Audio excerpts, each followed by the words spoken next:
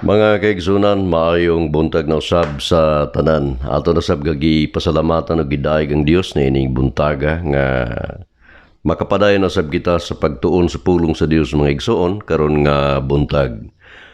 Actually karon nga buntag mga kaigsunan atong pagastadihan usab ang Ephesians chapter 3:14 to 21. Naghisgot kini sa prayer ni Paul ngadto sa mga Kristohanon sa Ephesus.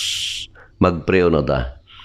Amahan nga langit nun, Dios nga labing gamhanan, nagapasalamat mi og nagaday kanimo sa imong kaayo sa among kinabuhi. Ginoo, imo ming pasabton og hatagag salabutan sa imong pulong karon sa mga pamalandong kami niini.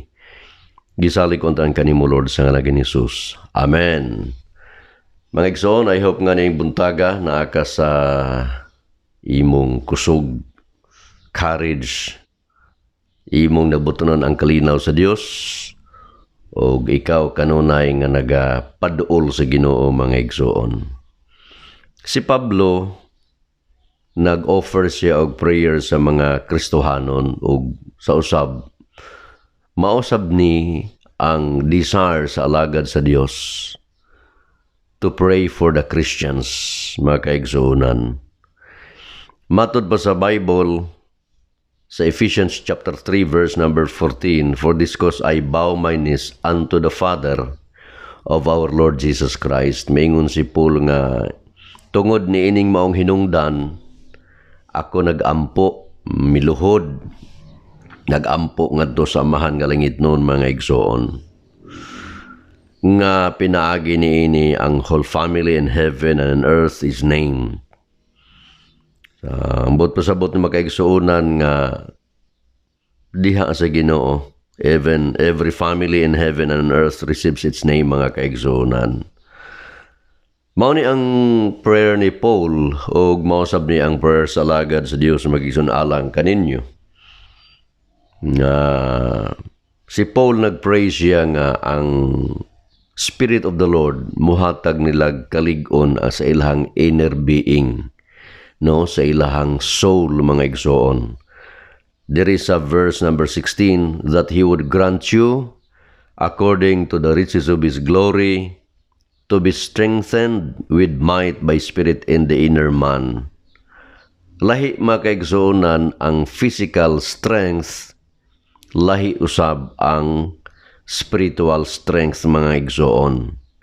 Now si Paul nagampo siya alang sa mga Kristohanon sa Ephesus nga sila lig-unon sa Holy Spirit ang ilang inner man. Ang pasabot ang ilang Christian life mga kaigsuonan. Bisan pa man tuod tingali maluya sila physically pero magpabilin ang ilang kadasig diha sa Ginoo mga igsoon spiritually. Si Pablo one time yang na-mention ng 2 Corinthians 4:16, "For which cause we faint not, but though our outward man perish, yet the inward man is renewed day by day." Walay tao mga igsoon nga nagkatigulang, nagka-abtik siya. Ang tao mga igsoon magkatigulang magkaluyagid siya physically. Apan ang iyang inner person, ang iyang soul nga kanunay naka-attach ngadto sa Ginoo mga igsoon, ma-renew kini day by day, mabag-o. Sama ni siya makaigsuonan sa kining usa ka cellphone, no? Kung kanunay nimo siyang i-recharge, mabag-o ang iyahang kusog mga kaigsuonan. Og ang nakanindot kay ang Dios nagpasalig siya sa Isaiah 41 verse number 10, "Fear thou not, for I am with thee." Siya ayaw kahadlo kay ako mag-uban kanimo. "Be not dismayed, for I am thy God." Ayaw pagtalaw-talaw diha. Gatubang kag problema mitalaw ka. Doon na kay mga pangandoy nga dagko ming talaw ka. Doon na kay dagko mga plano ming talaw ka. Ayaw pagtalaw. "I will strengthen thee." Salamat maigsoon ang Dios mo hatag natog kusog. "I will help thee." Iyatang tabangan mga igsoon siya nga, ako kang kuptan sa akong righteous right hand. So nag-desire si Paul mga igsoon nga ang mga Kristohanon, ang ilang inner person, gitawag na siya immaterial part of man, their spirit mga igsoon lig-unon sa Dios day by day. Maingon pa gid ang Isaiah chapter 40 verse 28, hast thou not known, hast thou not heard, wa ka ba kahibalo, wa ka ba kadungog, that the everlasting God, ang Dios may igsoon everlasting, wala siya sinugdanan, walay katapusan. Kita na aman tayo sinugdanan, o naapot tayo katapusan physically. Pero kung mag-enjoy ka sa heaven kay imong gidawat si Jesus Christ, you will stay forever. Pero doon na tayo sinugdanan. Ang Ginoo, why sinugdanan, why katapusan? The Lord, the Creator, siya ang nagmugna sa tanang mga butang mga igsoon. Gikan sa pinakagamay nga bakterya, ngadto sa pinakadako nga creation mga igsoon, binuhat na sa Dios ang tanan. Dili siya maluya, dili siya kapuyon, mao nang dili siya maluya og panimati sa atong mga pagampo, dili siya kapuyog panimati sa atong mga pag-agulo, mga pagpangamuyo mga igsoon. There is no searching of his understanding, dili matugkad ang Dios mga igsoon. Kay kung siya matugkad pa lang sa tao, dili na siya Dios. Even the youth shall faint and be weary. Mga batanon, mubatig kakapoy, maluya, the young men shall utterly fall, pwede pang mapukan ang mga batanon. Apan ang Bible misulti, but they that wait upon the Lord shall renew their strength. Mga kaigsunan, siya muhatag og kusog. Muhatag siya gahom sa mga nangaluya. Muhatag siya kusog mga kaigsuunan sa mga gikapoy. Mauna ang atong Ginoo. That's the prayer of Paul nga malig-on maigsuon ang atong inner being. But they that wait upon the Lord shall renew their strength. Siya nga nagapaabot sa Ginoo, mabag-o ang iyang kusog. Now, ang ilustrasyon ini, dili ni pareha og switch sa suga nga inig switch on mo siga dayon ang suga.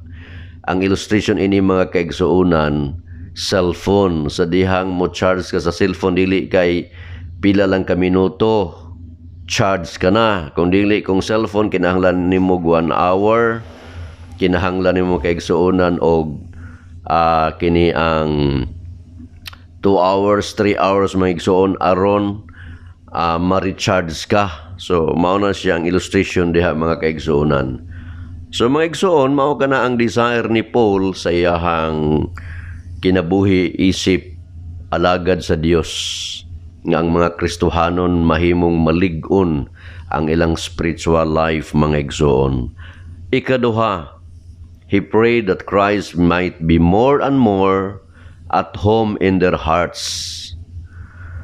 Ang illustration once again, pariha ni usahay nato nga maadto tag usa ka balay. Pag adto nato sa kabalay, naibalay nga maadto nato nga feel at home kayo ta. Kay maybe ang mga tao nga nagpuyo anang balay, ang tagyan ng mga balay, maayo kayo. Pero doon na po yung mga balay nga atong matuan nga di ta ma-feel at home nga anuman. Tingali nagsigig away ang banag asawa, nagsigig pangasaba ang mga ginikanan sa ilang mga anak. Inana sab unta mga igsoon ang atong naon nga ma-feel at home ba ka ang atong master, ang atong savior nga niya sa atong kasing-kasing. Ma-feel at home siya kung ikaw magbinalaan sa imong kinabuhing Kristohanon mga igsoon. Ingon ang Ephesians 3:17, that Christ may dwell in your hearts by faith, that ye being rooted and grounded in love, nindot kaayo nga mahimong manggamot o gipundar diha sa gugma sa Ginoo mga igsoon. Ug mao na nga ma-feel at home ang atong Savior, ang atong manluluwas mga kaigsuonan sa atong kinabuhi. Og dili kay si Jesus Christ lang ang mipuyo sa atong kasing-kasing. Sa dihang imong gidawat ang Ginoo sa imong kasing-kasing as your personal Lord and Savior, ang Holy Spirit mipuyo sa imong kasing-kasing, ang imong heart nahimong temple of the Holy Spirit mga igsoon. sensitibo ang Holy Spirit. Mao na nga ang Bible miingon sa Ephesians 4:30, "And grieve not the Holy Spirit of God, whereby ye are sealed unto the day of redemption." Ayaw pagpasub-a ang Espiritu Santo sa imong kasing-kasing mga igsoon, kay gisilyuhan ka na ni ana. Pareha ni siya sa mga inahan nga masakit sa ilang mga anak. Mga anak magpabadlong, mga anak dili musunod sa kabubuton silang ginikanan, dili musunod sa mga advices silang ginikanan, makapasubo na sa mga ginikanan. Ang Holy Spirit masubo siya mga kaigsuonan kung kita dili musunod kaniya nga sincero. Og dili kay kana lang ang Ginoo gid mismo miingon sa John 14:23, Jesus answered and said unto him, "If a man love me, he will keep my words, and my Father will love him, and we will come unto him and make our abode with him." In other words, si Jesus Christ misulti siya nga ang Ginoo mupuyo diha sa kasing-kasing the Father and the Son. We believe in a triune God. Nagatuo kita nga dunay usa lamang ka Dios apan nagapadayag sa tulo ka persona, God the Father, God the Son, and God the Holy Spirit. Dili nato na matugad kay mao na ang pagpadayag sa Ginoo maigsoon, pero gipadayag na siya. So ang gusto sa Ginoo makaigsunan nga unta siya makapuyo sa imong kasing-kasing, kanang ma-feel at home siya. Ma-feel at home siya diha sa imong kinabuhi mga igsoon. Ikatulo, he prayed that they might be able to embrace the full measure of God's love. Ngunta, masabtan nila makaigsuunan, magakus nila ang kamatuuran nga unsa gyud kadako ang gugmas Ginoo.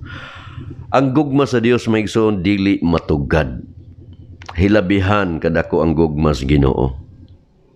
Ephesians 3:18, "May be able to comprehend with all saints what is the breadth and length and depth and height, and to know the love of Christ which passeth knowledge," mga igsoon. Unsa kalapad ang gugmas Ginoo, unsa ang gitason, ang giladmon, ang kahabugon. Mga unta masabta na nato mga Kristohanon, inana ang dakong gugmas Ginoo diri nato. Ang pagdemonstrate sa gugmas sa Dios diri nato mga igsoon mao ni nga bisan og kita mga makasasala, si Kristo nagpakamatay para nimo ug para nako mga igsoon. Unya miingon si Paul nga that ye might be filled with all the fullness of God, nga unta kamo mapuno sa presensya sa Dios. Ug mao ni importante mga kaigsuonan nga mahimong gamhan sa Ginoong atong kinabuhi mga igsoon. Mao na siya. Og ang Bible pa misulti sa Ephesians 3:21, "Unto him be glory in the church by Christ Jesus throughout all ages, world without end. Amen." Ang himaya mga kaigsuonan sa amahan na sa church diha ni Kristo Jesus sa tanang kaliwat sa walay katapusan. So dunay tutulog ka mga butang nga gi-pray ni Paul ug bisan ako kung nag-ampo pugo para ninyo mga Kristohano niini. Una nga unta, lig-unon sa Dios ang imong spiritual life. Og ang paglig-on sa Ginoo sa imong espirituhanong kinabuhi, connected gid na siya sa pulong sa Dios. Kinahanglan ka mo basa sa Bible, kay didto ka mo claim sa mga saad sa Dios. Kinahanglan ka mamati sa pulong sa Ginoo, sama ni ini karon nga gitudlo ang pulong sa Dios. Mao na primero. Nga unta lig-unon sa Dios ang imong Christian life. Ngano man, pastor? Abi niyo higala, matag karon og unya din nato kalikayan dunay mga pagsulay magdangal sa atong kinabuhi. May mga problema nga usahay dili nato ma-anticipate.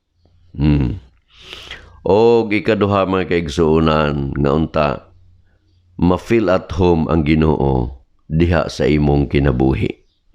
Nga naa na magid na sa imong kasing-kasing kung imo siyang gidawat as your personal Lord and Savior. Isipa gid si Jesus Christ dili lang nimo Savior, He is also your Master.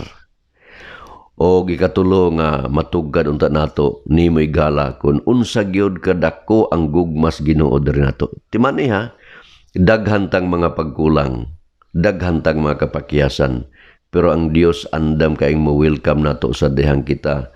Nahaydalin as mo balik ta ngadto niya, welcome kay ta kanunay muranig inahan. Bisan pag unsa ka badlungon ang anak mga igsoon, ang inahan gyud sa kanunay panabang. Mao na ang inahan mga igsoon. Mao na ang Dios nga atong matugkad ang gugmas Ginoo unta. So salamat kay mga igsoon ha. I hope nga ang mensahe karon nga buntag mo pahamang no nato nga kita magpadaol sa Ginoo kanunay magpamalandong sa pulong sa Dios. Doon na tayo mga pangandoy, doon na tayo mga damgo sa unahan. Nagkinahanglan tag kaligon sa Ginoo. Nagkinahanglan Ginoo nga ma-feel at humastong kinabuhi kay aron nga anytime ang Ginoo mo guide nato walay sa gabal. Mao na gis Bible ha. The steps of a good man are ordered by the Lord. Ang atong mga tunog gipahiluna sa Ginoo. So daghang salamat mga igsoon kini usab ninyong higala Pastor Jonathan Colonia. Maayong buntag ug ang Dios padayon nga magpanalangin kaninyo.